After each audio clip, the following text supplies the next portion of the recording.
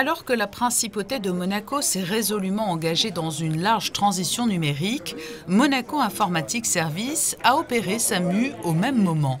Depuis février 2019, cette société s'appelle désormais Monaco Digital pour adapter encore un peu plus sa palette d'offres à une demande toujours plus importante dans ce domaine d'activité. C'est l'histoire de 3 personnes, Bruno Covin, Françoise Milatos et moi-même. Nous avions une idée commune, c'était de créer un opérateur référent en informatique. À l'époque, 35 personnes, quelques millions d'euros de chiffre d'affaires et un grand projet pour la principauté. 2018, on transforme l'essai avec 160 collaborateurs. Aujourd'hui, on pense pouvoir terminer en fin d'année à 200 collaborateurs. À l'époque, avec Monaco Informatique, nous avions déjà choisi d'avoir un nom significatif. Avec Monaco Digital, on reste dans la même lignée, c'est-à-dire avec des services étendus autour du digital.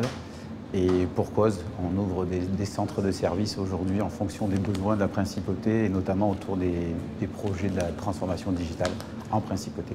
Monaco Informatique Services, devenu Monaco Digital, s'est fixé pour objectif d'accompagner le mieux possible les entreprises du privé et plus particulièrement le secteur public dans la transformation de leur métier en utilisant les technologies digitales. C'est une continuité puisque ça fait déjà de nombreuses années que nous accompagnons le gouvernement sur le conseil, sur le développement des infrastructures, dans leur projet plus global informatique. Et avec l'arrivée de Frédéric Genta, qui a initié un petit peu cette stratégie et le chemin qu'a pris la principauté vers la transition numérique, nous avons nous-mêmes effectué cette transformation dans nos équipes, dans nos offres, dans notre démarche, en créant des centres de services spécialisés sur l'accompagnement de transformation digitale, sur aujourd'hui aussi l'accompagnement des équipes sur les nouveaux usages, et en prenant en charge un certain nombre de délégations de services comme le centre de support, la délégation du centre de support, la factory de dev et demain le cloud souverain. La formation et l'accompagnement se font aussi bien en interne dans les entreprises demandeuses que dans le campus, ce bel espace installé au sein des locaux de Monaco Digital dans le quartier de Fontvieille. Le campus est vraiment déjà un espace de collaboration, de partage, d'expérimentation, un espace qui est fait pour que les gens se rencontrent et les gens vivent vraiment la transition digitale dans tous ses aspects, en étant formés, en rencontrant des entreprises. C'est un espace de partage aussi entre le public et le privé. Est-ce que l'on peut avoir un ordre d'idée de quelques formations très concrètes qui sont dispensées ici au campus ?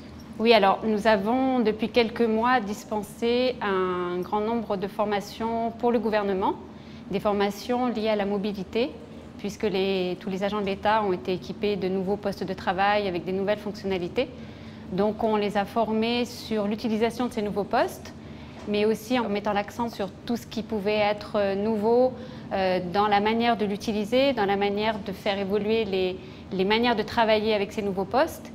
Et puis avec la méthode qui est celle du campus, c'est-à-dire en favorisant l'aspect ludique, l'aspect expérimental, en essayant de donner du dynamisme et de l'attractivité à ces formations. Ce campus est la parfaite illustration de la dynamique qui anime aujourd'hui la principauté et Monaco Digital est ainsi devenu l'acteur incontournable pour faire de la transition numérique une réussite partagée par le plus grand nombre.